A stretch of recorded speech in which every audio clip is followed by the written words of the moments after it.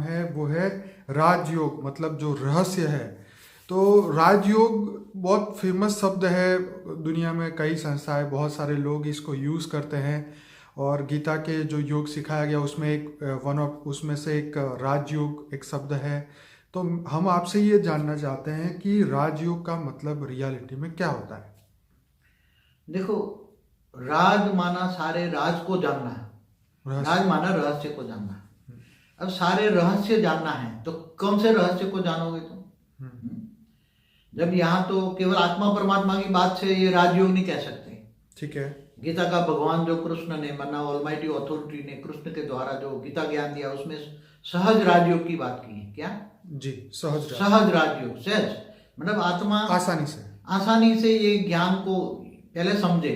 ठीक है। तो कौन सा ज्ञान चाहिए उसको? आत्मा को योग लगाने से पहले उनको कौन सा ज्ञान बुद्धि में आना चाहिए?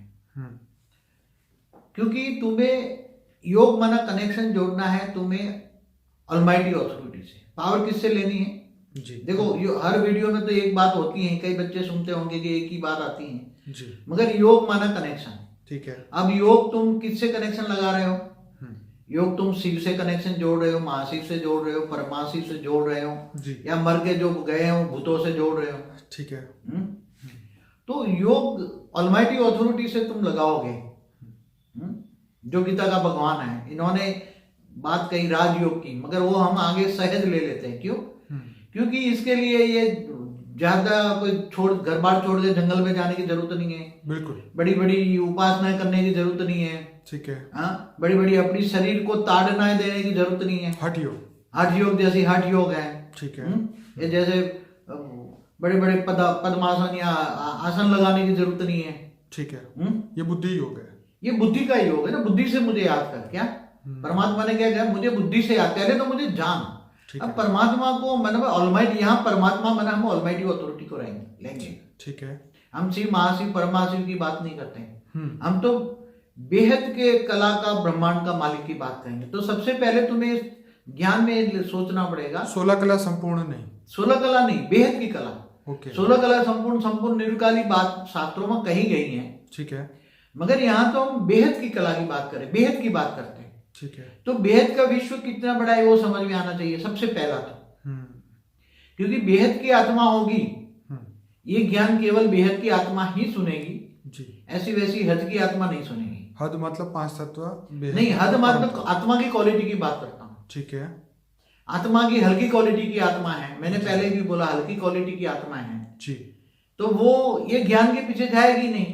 बाबूजी, कई आत्माएं हमें पूछते हैं कि हम कौन सी क्वालिटी की आत्मा है। वो तो हाँ, ये बता दो पहले कि जो आत्मा जितना ज्ञान समझती है, जैसे ऑलमाइटी अथॉरिटी की पहचान क्या है? जो ऑलमाइटी अथॉरिटी जो जितना ज्ञान देता है, बेहद का विश्व का ज्ञान देगा। क्या? तो ऑलमाइटी अथॉरिटी को तुम्हें जानना है तो ज्ञान है पहचान। क्या है? ज्ञान है पहचान। जैसे डॉक्टर है, इंजीनियर है, तो उसकी पढ़ाई की ज्ञान से जानोगे ना। बिल्कुल। हाँ, कि ये चार्टर्ड अकाउंटेंट है, ये लौकिक पढ़ाई है। ठीक है। ये बेहद की अलौकिक और पारलौकिक पढ़ाई है।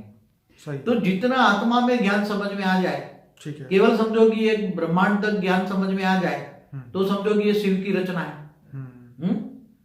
तो कोई समझो कि गैलेक्सी अनंत कोटि ब्रह्मांड तक समझ में आ जाए, अनंत कोटि ब्रह्मांड माना एक गैलेक्सी माना एक आकाशगंगा तक समझ में आ जाए तो ये महाशिव की रचना है। किसी को एक यूनिवर्स तक समझ में आ जाए तो यूनिवर्स की परम महाशिव की रचना है। ग्रेट यूनिवर्स की आई हुई रचना है। तो अलग अलग क्वालिटी की यहाँ हमारे धरती पर अलग अलग जगह की आत्माएं आई हैं। बिल्कुल। कोई दूसरे गैलेक्सी से आई है, यूनिवर्स से आई है, ग्रेट यूनिवर्स से आई है, ग्रेट यूनिवर्स से आई है। बिल्कुल। और कुछ बेहद की आत्माएं हैं जी, जिनको विश्व कल्याण के लिए यहाँ उनकी रचना की गई है। कृष्ण अवतार के टाइम की गई थी जी। बेहद की आत्मा है जो जी।